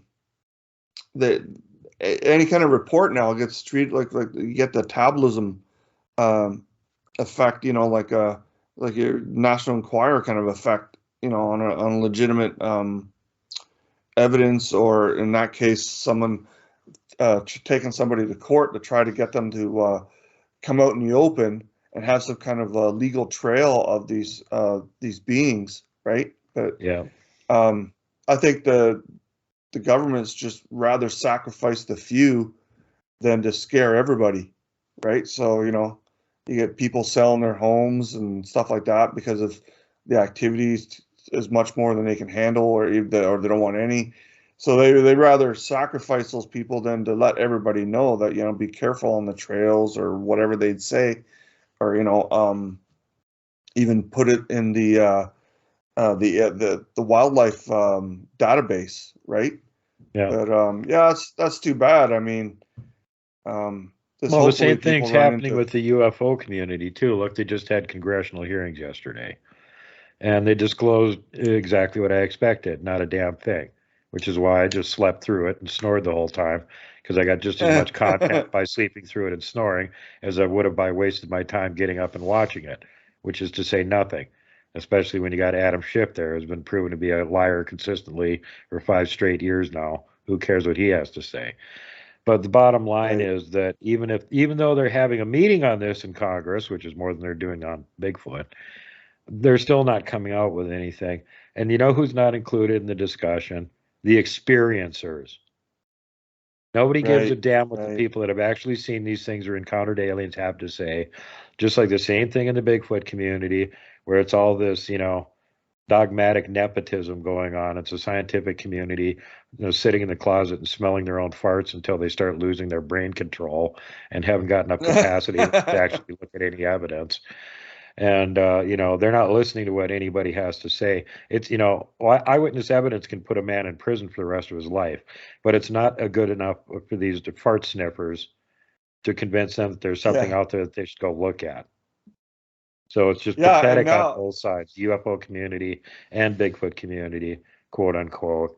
The people that are being left out of the discussion are the ones that have actually had the damn experiences, and people like you and me that can go out and film these things because they're real. yeah, well, I mean, you know what? Like we were talking about Dr. B earlier, and yeah, I don't even know if I came back with something since like really great, like a piece of a foot or something left out, from a train run-in or something like that. I don't even know who I'd contact now.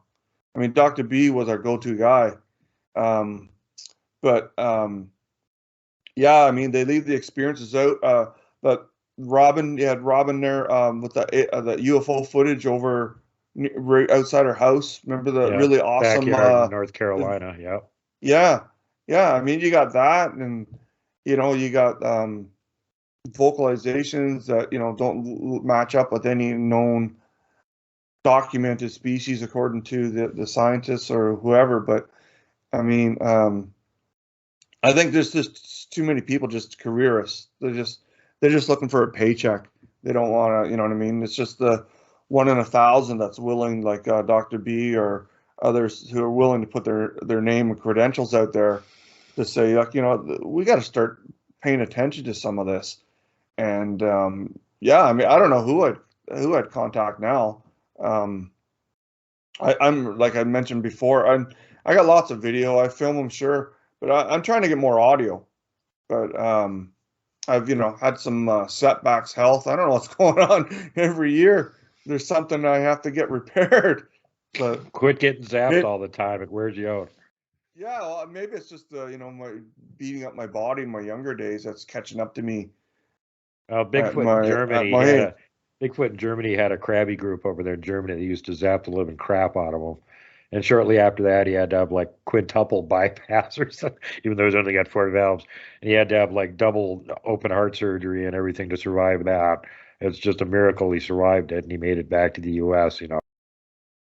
But it's like, yeah, he's fairly convinced that at least some of the damage that he took was a result of getting zapped all the time. And he had the EM meter with him that was, showing what was going on. So, he was getting zapped. You know what? We get this is almost content for another show, but yeah, sure. There's lots of friendly Sasquatch and stuff like that, but you start hearing your buddy Lang, was it Langford? What's the guy who lost his girlfriend in you had him up at the big guy. You had him up at your location there. It was this encounter. Maybe it was Rob over at Texas Front Porch or something. Oh, yeah, Um, BMR, Bigfoot Michigan Rob. BMR Rob. Yeah. You wonder if some of that is like not just a scary way, but if it's how intentional it is that they're trying to maybe harm people, because you start hearing about people who were perfectly healthy and then they had a Bigfoot encounter, and next thing you know, they have some kind of out of nowhere, some kind of illness or some kind of medical condition, Yeah. right? Robin's So, talked about that before too, that how much they can tune their ability to zap you. They can just disorient you. They can make you feel queasy. They can make you keel over and get spaghetti legs. You can't walk anymore. They can do organ damage to you. They can do serious organ damage to you, where you're peeing blood for 2 or 3 days afterwards. And they can make your heart stop and kill you. There's a whole range of things they can do with this. And if you keep going out there all the time, and especially if you're going into areas where you shouldn't and they're not friendly, chances are yeah, good you're going to get zapped. And it might be one that doesn't really give a crap how much damage they do to you. You know, and Bigfoot in Germany has reported that several times he got zapped. He was peeing blood for a couple days afterwards. They weren't playing around. They were giving him some badass zaps, you know. And this does come up with the guys that have gotten around him a lot over years. They seem to, it wears them out, you know. Be careful of who you're hanging around with. If they got crabby ones, don't go into their area. Turn around and leave before they need to zap you and make you go away, you know. right, right. Well, I wondered about that myself because I've run into I had to take I still go out and everything, but all the physical things starting to add up, and you're wondering, say, well, I never had any, like, a year ago I had nothing, and then all of a sudden it's all consecutive. So I'm wondering if one of my areas that they're trying to give me the hint, Yeah. right, right, and so Well, you go um, all over the place though, Blayne. You're not just with one group in one area all the time. So every time you go into a new area, you're risking encountering a group that doesn't want a human around. They don't even care that you're amiable and other groups like you. You're just you, human, zap. And yeah, then you're like, ow! oh, stop it. Stop Well, zapping. we were talking like a few minutes ago, um, how yeah. So you got the Bigfoot, typical Sasquatch species that they're refusing to recognize, even though there's a mountain of evidence. But what we got those other ones out here, the different species. I got the ones with the short snouts Uglies. up here. And if they won't even recognize the ones that people have filmed peeking in windows, or what are they going to do about not what are they going to do, but how are they going to handle stuff like that, like The you know actual monsters, the ones that will yeah, abduct and eat and kill yeah, people. Yeah. I mean, all it takes is one video of an attack or something like that, of something that's not supposed to exist, that's far more scarier than a Sasquatch.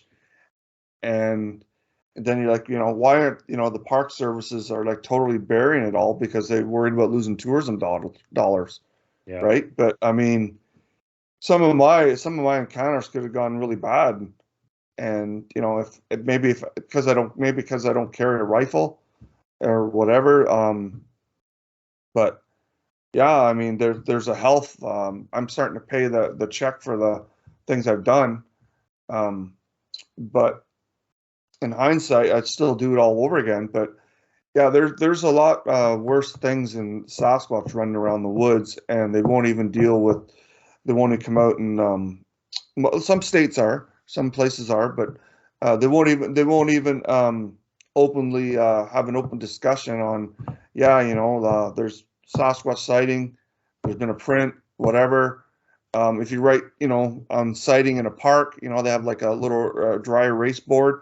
If you go in there and put Sasquatch or Bigfoot, they quickly come out and rub it off, Mhm. right? Because the not that it's a joke, but they're just protecting their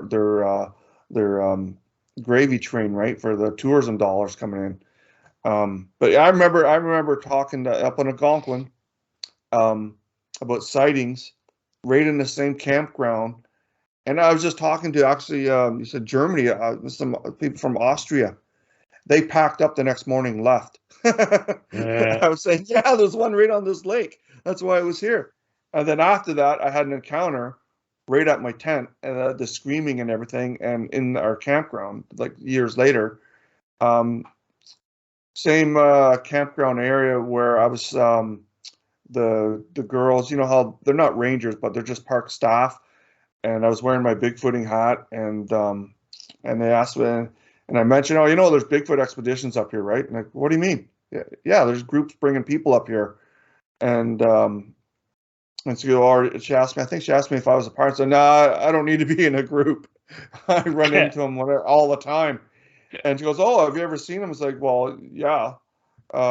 What spot? So I told her two, but I'd left out the fact that the same campground where I was booking into, I've had 2 encounters, and there's an older one there from the 90s. Because she's young, 17-year-old, 18-year-old girl, and I didn't want her making her afraid to drive home at night and stuff like that, right? But that's the reason it's always fun to do that. Well, if she would have been like 25 or a little older, then sure, Okay. but she was like a kid. Yeah. So I didn't want to tell her the reason I was camping there was because of my encounters, right? Weren't you up there with Robin Moonshadow and ran into some park guys there in Algonquin and asked them about Bigfoot, and they said there weren't any, and then you'd like showed them pictures? Well, no, Robin was up there on her own, but I've done that a couple times where I showed him pictures, and I said I got a video, and he came rushing over to me, look at my camera. I said, no, it's not on my phone. I got a video with an actual camera. With I think that's on my channel. My kids are sitting on a rock, and there's one just got finished getting a drink, and he's standing still, and I turn away and go, oh, because I didn't pick him out. I turn away and I film the opposite way in the river, and I come back to the kids, and it wandered away as soon as I turned away from it, and it was there. I turned to film the other way the river was going, and I filmed back to the kids, and it was gone. But anyway, yeah, that's right inside Algonquin Park.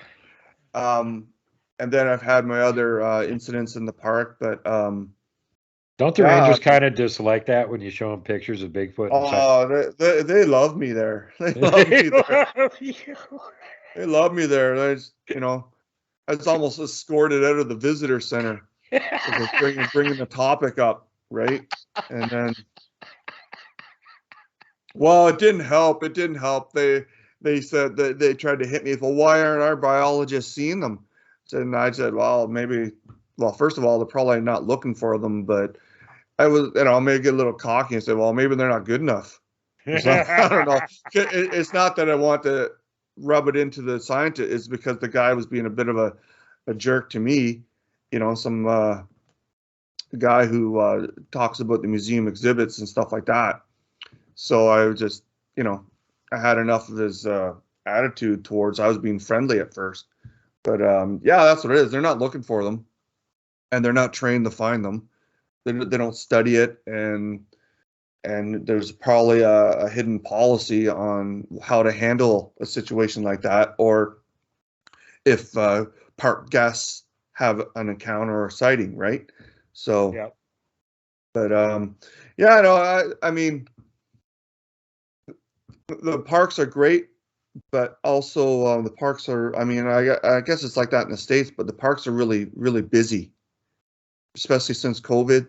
They're like swamped, and if they're swamped, you're not gonna have any peace to unless you start hiking way off trail and stuff like that. But yeah, they're just over. Our parks in Montana were actually busier during the lockdown because we never locked down the parks. You couldn't go to go to a grocery store or something, but you could go hike in the park if you wanted to. So we actually had higher tourism numbers in the parks during the lockdown than we did the previous year at the same time, because all the Montanans went out in the parks. They went, oh, no stupid tourists. Let's go enjoy our local land this year because there's no tourists in the way. They can't come over from other states and hang out. We'll go enjoy our own parks for a change. And had more tourism than we usually do with people from out of state showing up. I mean, it's getting better now. It's better now, but the trails were just flooded with people during the COVID lockdowns, right? And so, yeah, I was like, oh, wow. So if you're not on a trail somewhere, then the property's owned. And if it's not owned, then it's wetland or something. Or it's, you know what I mean? Yeah. So I've been doing some road footing, a lot of road footing. And because every now and again, they'll grade the roads. and I try to go out when I think they might grade the roads Oh, because then you nice get a fresh soft trackway. on the edge. Yeah, it'll leave tracks real nice then. Yeah, so that's what I've been doing. I ran into a guy that just recently took over a big, I don't know if it's a honey camp, but a big cottage area, and had a whole bunch of acreage. And I just said, "Hey, have you ever seen anything weird or hear anything weird on your property?" And he said, "Well, what do you mean?" So then I started telling him, "Well, you ever come across structures that just don't look like they're natural, or you hear any weird sounds that you can't identify?" And then I said, "Well, like on my hat, Yeah. and I lucked out because he used to live out west. So the topic of Sasquatch So of was course he going knew footing. Bigfoot were real. He lived out Yeah, here. he just didn't think in Ontario, right? And actually, Yeah, Dr. Bindernagel said there's actually more food in Ontario than in the Rockies, yeah, right? I mean, there's wild turkeys everywhere. You trip over them. yeah. Deer Our overrun with deer, moose. All the lakes. There's a lake every mile in any direction when you get out certain areas. So, but yeah, I've encountered a lot, and I'm wondering if it was starting to stack up against my health. So I don't know, but Stay away from the crabby ones so they don't zap you anymore. That's the answer to that. yeah, those ones with the snouts, don't seem to like anybody around. Yeah, So those are the Gugly, and yeah, Sasquatch and Dogman don't like those damn things either. They like to twist their heads off. yeah, but I usually go to like I know there's a lot of people will go do the same thing, and yeah, I go to parks, but I'm just going there to hike, right? I never actually go looking for Sasquatch. I'll look for prints and stuff like that. But I'm not worried about spotting them. I've spotted them enough. I filmed them enough. But I just want some prints, and maybe I really like to get some more audio of them. And that's pretty hard to get, because if they give you audio, you can actually turn and go, you're 50 feet that way Yeah, to the northeast, or you're 32 yards, whatever. You know what I mean? Once they give up audio, and that's why you get audio at night, because they have the darkness to hide their location. yeah. But yeah, audio, they know you can really pinpoint in where they are, right? But that's what I've been doing. Now, from what I've Trying to heard from collect. the people that actually communicate with them, they don't like getting on camera. They don't want their picture taken. They don't want to be filmed. They do everything they can to avoid that. Audio captures, they don't give a crap. Yeah, They as don't long care as if you record audio of them. yeah, The limit with audio is if they're too close making a racket, you'll be able to tell where they are because they're too close and they're making a racket. But as far as you recording audio or something, they don't care. yeah. Have fun. So Record audio all day. They won't zap you for that. I don't like film as much. I'll do like when I first get there, I'll do a quick pan. Maybe if there's something nice to take a picture at, and then I just got my audio running. And I wish I would have had it's in my bag, but I wish I would have had the better recorder when I had them coming right up behind me and breathing down my neck, and then I could have gotten That their would breath. that would have been awesome. I was just I, talking to one of my friends down south here the other day, and he's telling me, yeah, there's all kinds of weird activity going on around here. Like, what do you mean? He goes, about an hour and a half after sunup, there's owls that are hooting to each other in the woods. And I'm like, dude, owls do not make noises after sunup because then crows will find them and annihilate them all day long. They don't make noise after sunup because then crows can spot them. Those weren't owls. yeah, I've never heard of owls during the day, but um, Yeah, not real yeah, owls though. yeah. Well, ours mimic coyotes. Um, and You ever I seen what got happens to an owl that makes noise during the day? I should have filmed it. I was watching one in a really tall pine tree from my backyard, and that owl was sitting in that tree, and there was a swarm of about 50 crows dive bombing him, one right after the other. And as soon as they chased him out of that tree, he flew to another tree for cover. The whole murder of crows followed him and kept harassing because they kill crows at night. They're like arch enemies. No owl makes any noise during the day. The crows will home in on where they are and attack them. Yeah, they'll pester them right until and it's not like they can't outfly them. So, but yeah, we got the owls here at night. But I've gotten some audio of them, but it's mostly I've heard more audio, but I've been caught off guard with their whoops and their screams and stuff like that. And I did have audio running. I had a little crappy conference recorder that didn't get anything. Yeah. So You need to spend about $100 and get, at least something halfway decent, directional audio recorder or something. I know you get those at like Radio Shack for like $100. They're not that bad. I We got a had one of Zoom. those little midget dictation recorders that we turned on and put it in the mug holder on a camp chair. And about an hour after we went to sleep, something walked up and tapped it a couple times, then walked away. That was all. That was the end of that experiment. Like, yeah, we can't track them. They know what the hell we're doing. Why even try?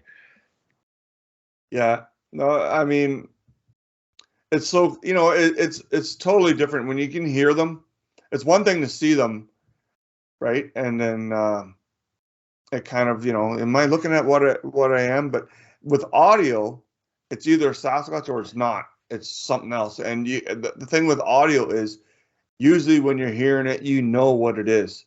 Yeah. Unless you're like you've never been in the woods before, right? But usually like that 2,000-pound blue jay when I was walking by it. Well, and with the audio analysis they can do now with the computers and stuff, they can tell you for a fact if it's some known animal or if it's something else mimicking it, because they can tell just by looking at the wave how it matches up with the real animal and how it doesn't match up with it, depending on what you're looking at.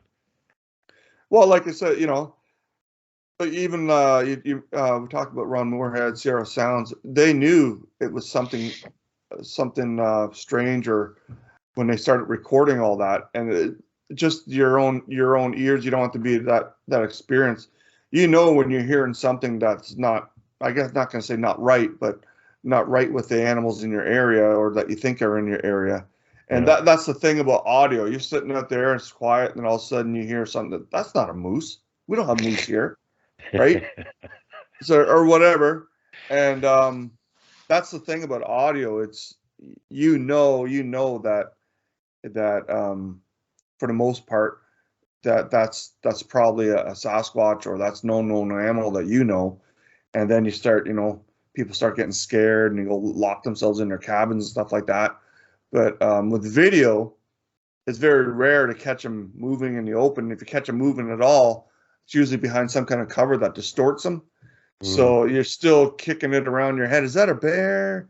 Is that a moose? What is that? And then usually by the time you go through all that, if you get 10 seconds and then you don't have any more footage, you only kind of come to grips with it unless it stands up and starts walking like a man out in the open, that, oh, wow, that's what that is, right? But with audio, it seems to be like, it's not a known creature because you'd never heard that before. Even the mimics are way too powerful, or there's something off with them. But bionic versions of the animal. Yeah. Well, and again, this goes back to the Sierra Sounds, because when they recorded that back in the 70s, they didn't have any way to do that kind of analysis on it. So it's had to stand on its own until very recently. But now they've got the audio analysis with waveforms and the whole thing, where they can look at that recording and go, that is not a known animal. That is not a human being. We don't know what the hell's making these sounds. But it's definitely not somebody saying, well, I think it could be a coyote. No, it's not. It's definitely not any known animal. Yeah, like the coyote pulley up. Am I saying that right? The pulley up screams. Yeah. Is that how you pronounce it? Yep. And that's a coyote. Like a coyote screaming for like 100 seconds straight, or a minute and a half straight at that with that power. That's a coyote. No. Right? You know who dropped that, eh? You know who said it was a coyote? Who's that? Steenberg.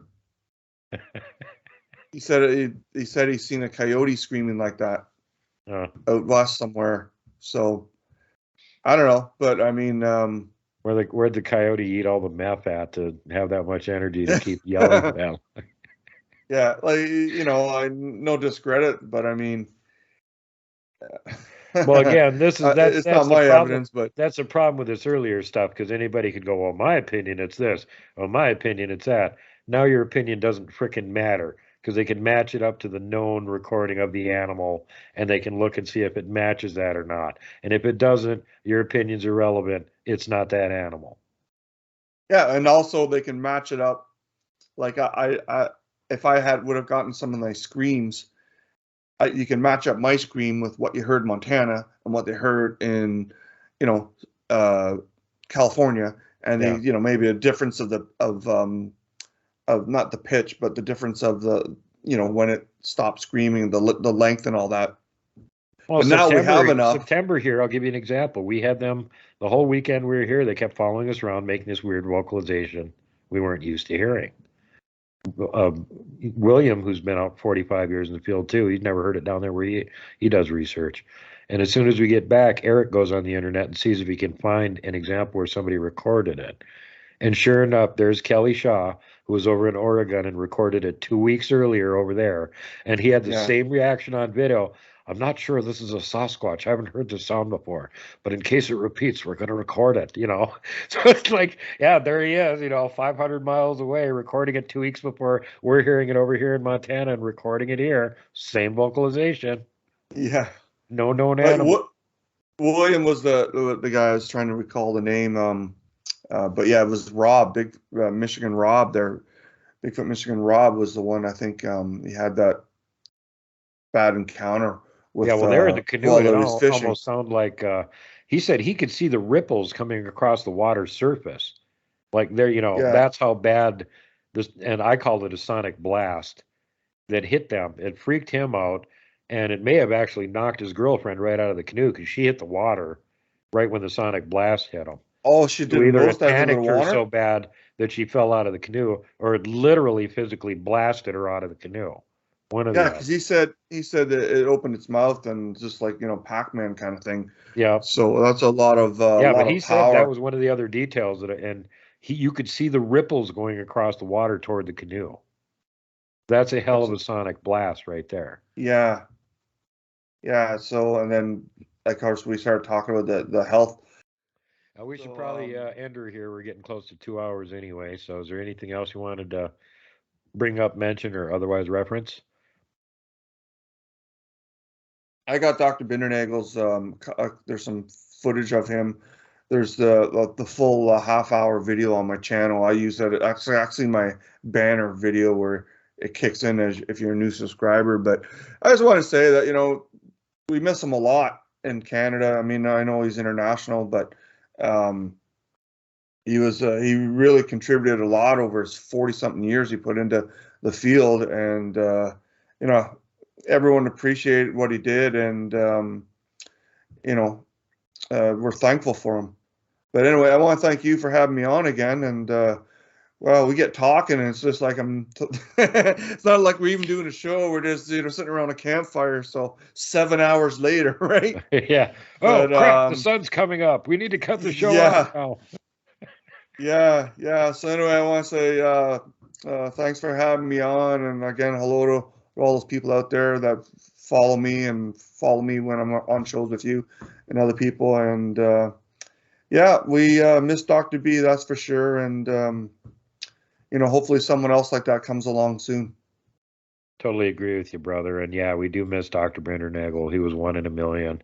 The guy was really great, and everybody that got to meet him personally all pretty much vouched for that. He was just a really kind, caring human being, in addition to being really brilliant, and not willing to concede to the dogmatic BS artists out there, and was going to keep pushing ahead with, here's the truth, this is real, I'm doing the research, look at my research, look at my research, damn it, look at my research, and they wouldn't look at it.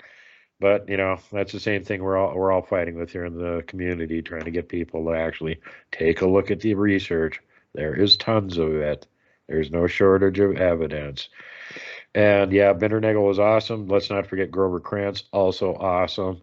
He is also greatly missed by the community. It was another, great pioneer of the scientists willing to actually take a look at the evidence and be suitably convinced by looking at it that there is there. And I also want to thank you for being on the show so many times. Like I said, enjoy when the Bigfoot conference from Nebraska with my presentation comes up, because you're going to hear your name referenced a few times there. Because I had to be honest. Well, Blayne found this one. Here's another one that Blayne spotted. Well, I was trying to film the comparison video for the one that Blayne spotted. There's 3 more sitting over here that I caught. Yeah. So that was Well, always you fun. know, I'll have to come to Montana.